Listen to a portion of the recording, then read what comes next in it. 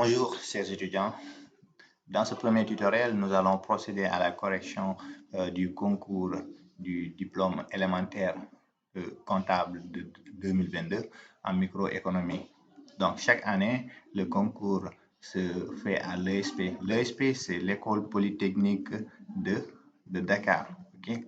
Donc, pour ceux qui sont intéressés, vous pouvez vous rendre à l'ESP pour plus d'informations.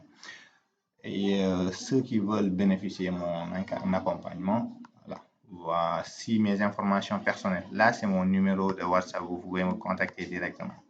Alors, on y va. Donc, dans cette partie, ok, nous allons procéder de façon méthodique. Okay? C'est ce qui fait que, ok, on va mettre en place les exercices du concours du DEC en microéconomique. Okay. C'est-à-dire on va traiter des questions classiques qu'on donne souvent lors de ce concours. Et également, vous allez assimiler des méthodes essentielles que contient chaque exercice de microéconomie. Donc, chaque année, l'épreuve en microéconomie est structurée comme suit. Okay? Vous avez un dossier 1, microéconomie, le consommateur, dossier 2, microéconomie, la théorie du producteur et les marchés, okay? Et un troisième dossier, okay, qui fait l'objet de la comptabilité nationale, okay, que nous n'allons pas traiter cette partie ici. C'est bon? Maintenant, pour ce premier tuto, nous allons nous focaliser seulement au niveau de la première partie. C'est un concours très important que voilà, je conseille à tout un chacun voilà, de le faire hein, parce que cela va vous aider dans la suite. Quoi. Surtout pour ceux qui font gestion, comptabilité, finance et ainsi de suite. C'est très intéressant d'y postuler. OK?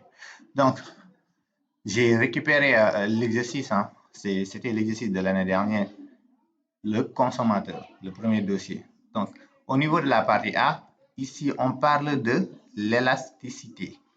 Les élasticités de la demande. OK? On l'a noté sur 2 points. Donc, on dit quoi? La fonction de demande du bien X du consommateur R ou MAR. OK? Et la suivante. R est son revenu. OK? Px, le prix du bien X, et Py, le prix du bien Y.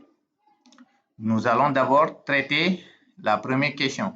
Que dit la première question? On nous demande de calculer l'élasticité prix direct du bien X et interpréter le résultat. Donc, j'ai proposé la solution ici. OK? Donc, la première méthode, c'est-à-dire ce que je vous conseille d'abord, ce que vous devez faire en préambule, c'est qu'à chaque fois, quand on vous donne des informations, ici, regardez bien, nous n'avons qu'une seule donnée. Donc, c'est X qui est la fonction de demande. Donc, à chaque fois, recopiez d'abord les données. OK? Et regardez la relation qui existe entre ces différentes données-là. Donc, dès le début, on avait parlé aussi que ici, nous allons travailler de façon méthodique, raison pour laquelle, à chaque fois, avec ce type d'exercice, quand vous avez la fonction de demande du bien, qu'est-ce que vous devez faire? Vous devez savoir d'abord, OK? Cette fonction a combien de variables, OK? C'est important. Vous voyez qu'ici, on a donné directement X, OK? Ici, la réponse qui a été proposée, c'est que c'est X, P de X, Py, R. On voit que ici, notre fonction dépend de R, Px et Py. Ce sont des variables. Parce que R peut prendre autant de valeurs, Px peut prendre aussi autant de valeurs, idem pour Py. Donc, la deuxième, c'est que ici, nous devons formuler une réponse. Donc, comment répondre à cette question quand on nous demande de calculer l'élasticité prix direct du bien X? Donc, dans ce cas, nous devons savoir quelle formule nous devons appliquer. Donc, c'est important. Donc, pour répondre à cette question, on note epsilon de Px, x égale d rond x sur d rond Px fois Px sur grand X. L'élasticité prix direct du bien X. C'est la formule. Là, je vous conseille de retenir cette formule. OK? Donc, retenez. À chaque fois, que vous avez un exercice de ce type, on vous donne une fonction, un exercice qui traite les élasticités, récupérer les données, ok, et aussi repérer le nombre de variables que contient, ok, la fonction de demande. Deuxièmement, chaque question, vous devez savoir comment répondre, avec quelle formule appliquer pour répondre à telle question. C'est très important. Donc, ce qui fait que ici, premièrement, nous devons trouver le d rond x sur d rond p de x, ce sont des dérivées partielles. Donc, trouvons l'expression d rond x sur d rond p de x, ok, qu'on va remplacer dans EPX, parce que c'est ça EPX. Dès qu'on trouve l'expression de d rond x sur d rond p de x, ici, ça va devenir beaucoup plus simple parce qu'on va le remplacer ici. Donc, x est égal à r sur p de x plus 2py, d rond x sur d rond px. Vous voyez que déjà, là, on va considérer r et y comme étant, r et py comme étant des constantes. Et en plus de cela, qu'est-ce que nous avons? Nous avons une fraction, u sur v. Quand on nous demande de dériver ça, u sur v, prime, là, c'est ce que vous faisiez en classe de terminale. Vous faisiez quoi? U prime, v, moins v prime, u. Pour ceux qui ont des problèmes pour dériver. Sur combien? Sur v au carré. Ok, c'est ce que nous allons appliquer ici. Ok, donc ce qui fait que d rond x sur d rond px égale r prime facteur de px plus 2py. On applique juste cette formule, hein. Voilà, et on continue. Or, r étant une constante parce qu'on dérive par rapport à p de x et non par rapport à r, ni par rapport à p de y. Ce qui fait que ici, r prime donne 0. Ok, parce que quand r prime donne 0, r prime multiplié par tout ça, c'est 0. Ok, on ne se fatigue pas. Donc, ici, à l'intérieur, dérivé de px par rapport à px, ça donne 1. Plus 2py, c'est 0. Facteur de r. Donc, si on continue le chemin, nous allons trouver moins r au numérateur sur px plus 2py, le tout au carré. Comme on l'a dit précédemment, maintenant, ce que nous allons faire, c'est que nous allons remplacer notre fonction. Notre expression de d rond p de x qu'on a trouvé, ok, ça se trouve là, on va remplacer ça dans epsilon de px, comme on l'a dit précédemment.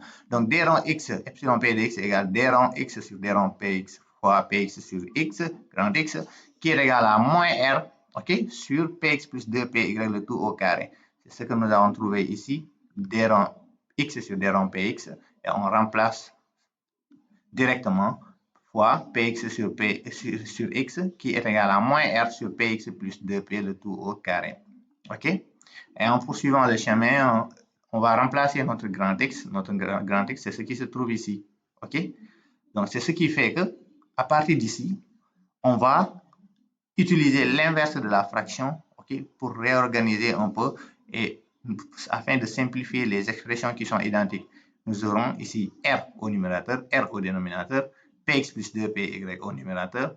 Ici, px plus 2py à la puissance 2, ça va rester 1 quand on simplifie. Finalement, on se retrouve avec moins p de x sur p de x plus 2py qui est négatif, implique que epsilon de px est égal à moins px sur px plus 2py. Je résume un peu avant de passer à la deuxième question, avant de passer même à l'interprétation. Donc, c'est comme ça. Retenez ceci. À chaque fois, ok, récupérez d'abord les données. C'est important. Ok. Et aussi, savoir le nombre de variables que contient votre fonction de demande. C'est très important. Sinon, vous ne saurez pas sur quelle variable vous allez dériver. Et ici, dernièrement, il faut savoir quelle formule vous devez appliquer pour répondre à l'élasticité du prix direct du bien. Okay? Dès que vous retenez ces 3 étapes-là, c'est fini. Rien ne va vous arrêter face à un exercice de microéconomie. Donc, on poursuit.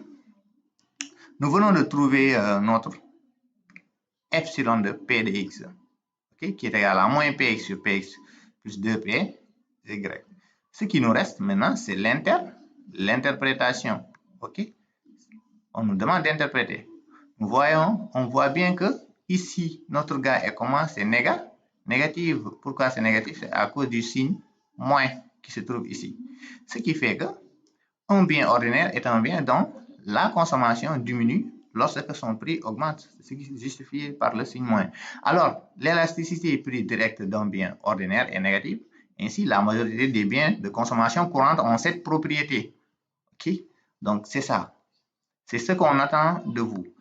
Okay? Donc, l'épreuve, c'est en 2 heures. Okay? Microéconomie 2 heures. Donc, vous devez vous entraîner avec le temps. C'est important. Okay? Voilà. Maintenant, nous allons passer à la deuxième question. La deuxième question ici, on demande de calculer l'élasticité prix croisé du bien X et interpréter le résultat obtenu. OK? Donc, là aussi, pour répondre à cette question, OK, toujours les mêmes démarches, nous avons les données. Donc, ici, depuis le début, nous avons une seule fonction. Voilà. Savoir le nombre de variables. Cette fois-ci, la formule, okay, qu'on doit utiliser, parce qu'on a vu ces deux éléments-là, voilà, précédemment.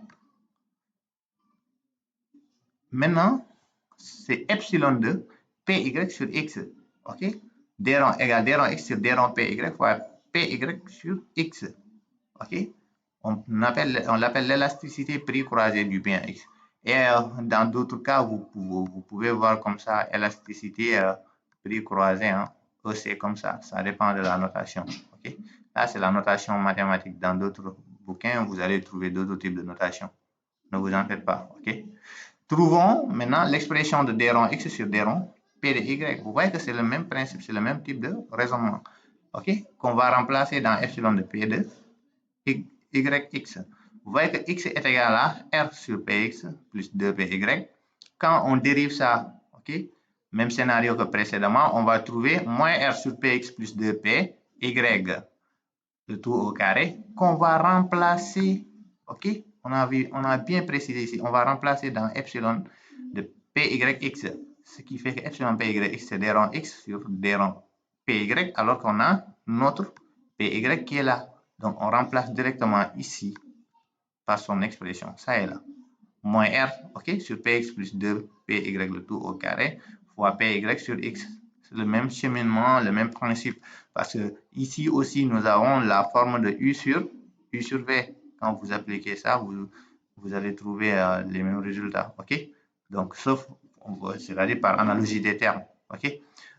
Ce qui fait qu'à la fin, hein, avec quelques petites transformations, on se retrouve avec moins py sur px plus 2py inférieur à 0.